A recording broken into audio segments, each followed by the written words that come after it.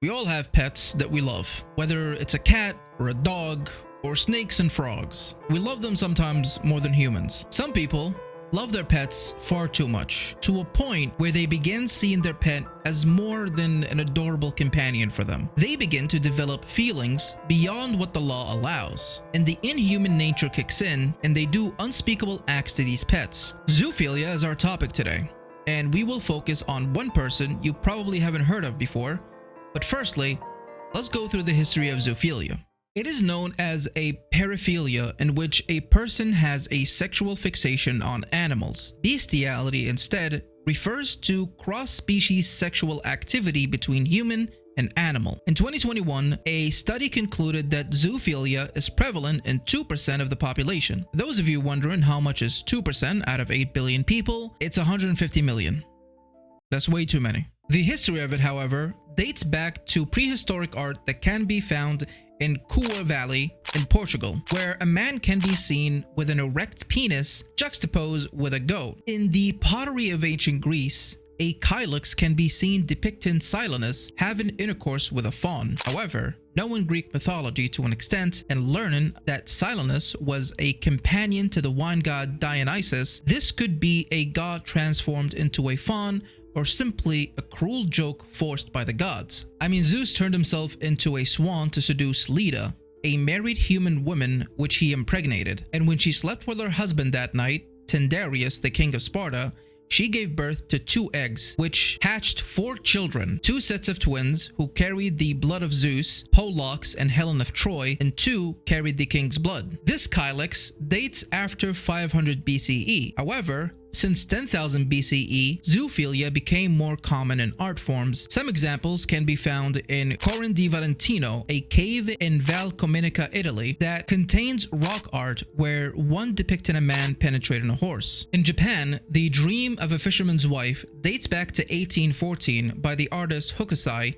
who was a very influential painter and experimented with Western perspective among Japanese artists. During the Edo period, from 1603 till 1867, Japan was in seclusion, only having one international port to trade with on Dijima, an island that was built off the shores of Nagasaki by the order of the shogun Takagawa Iemitsu. The Dutch were the only ones trading with Japan during that time, which made the contact to the West minimal but possible, and many artists traded their creations for Western goods, which was the catalyst for the next event. Thanks to the influence of Hokusai and many artists, a craze began in France that became known as Japonism. It had people collecting Japanese art, which forced the reopening of foreign trade with Japan in 1858. Japonism was first described by the French art critic and collector Philippe Beauty in 1872. To this day, the Japanese influence goes unmatched with their animes and idols and many forms of artwork and collectibles. The German psychiatrist and author Richard Frier von Krafft-Ebing published a book about sexual psychopathy. He introduced the term zoophilia into the research of sexuality in 1886. Krafft describes the violation of animals in the book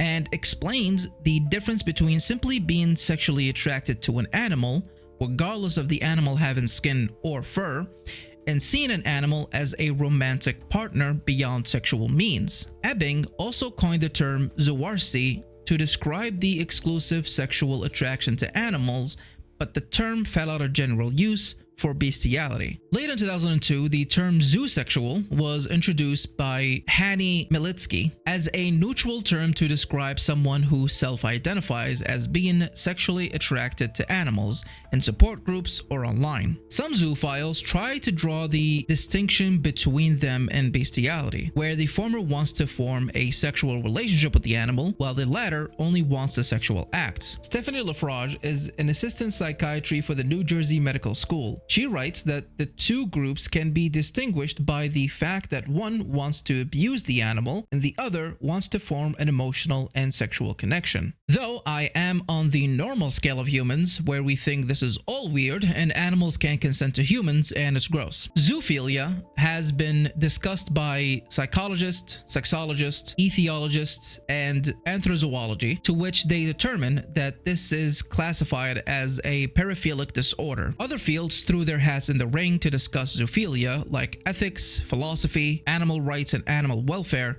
and finally, the law. In many countries, banned the act of zoophilia, and in Germany, they legalized bestiality in 1969, only to ban it again in 2013. As for the United States, bestiality is illegal in 49 states. However, it is still legal in West Virginia and New Mexico, while other states have it as a misdemeanor or a straight felony. Now, this brings us to the type of zoophiles that exist. The non-sexual ones that still find animals attractive, even become very fond of their pets, however, would never act on their impulses. Those type of humans may see animals as a romantic companion more than anything. Then we have the degenerates that act on their impulse and desire, and justify their actions by saying how gentle they might be with the animal, or even convince themselves that the animal consented. And that's the type of person we will be discussing today.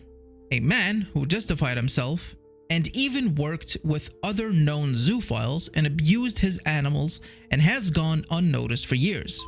So lock in, because this one is a doozy. David Paul Ihnen, known by Skylos or David I Am, was born in 1974 in Long Island, then moved to Long Beach, California until 1982, then moved to Ripley, New York, and due to his father's visual disability and an unknown circumstance for his mother, both of his parents were left unemployed, which caused a lot of financial hardship. David grew up in a Mormon household, and during his school days, he was an outcast and introverted. He took being a Mormon rather seriously by studying the 4 books, and once he got into high school, he started taking early morning seminary. He became a deacon at 12, a teacher at 14, and a priest at 16, though by his own admission, he says they shouldn't have ordained him since he had been having sex with dogs since after his 14th birthday, and admitted as such during his teacher interview but lied during his priest interview. After graduating high school and studying computer technology in Jamestown Community College and earning his degree yet never received it, he experienced with a man in his late days of college. Due to this, he decided to confess to the church bishop in hopes of getting out of this Mormon mission his parents pushed him to do, which resulted in the bishop admitting that he also sleeps with men. So he is in no position to judge. So David decided that being a zoophile is what he wanted to do. Later on, one of his college friends recommended a site called Furry Muck to meet other zoos. This is where he met Wolf, whose real name is Dougal, and became long life partners that share the same degeneracy. At 19, he decided to leave the Mormon faith and pursue what he desired most. He kept his friends close and got out of the equation. He didn't mind since this was his own path to follow. Shortly after, he was fired from his job after his website was discovered by his employer, where he admits that he would sneak into the neighbor's backyard and let the dog hump his hand and even make the dog give him oral. Afterwards, him and Dougal continued the move, and thanks to Furry Muck, they kept finding other furries and zoophiles to live with or befriend. The moving stopped when he landed a job at Intel. Throughout his childhood, he always wanted to have a dog of his own, so his friend recommended he gets a conventional dog, like a German Shepherd perhaps. So David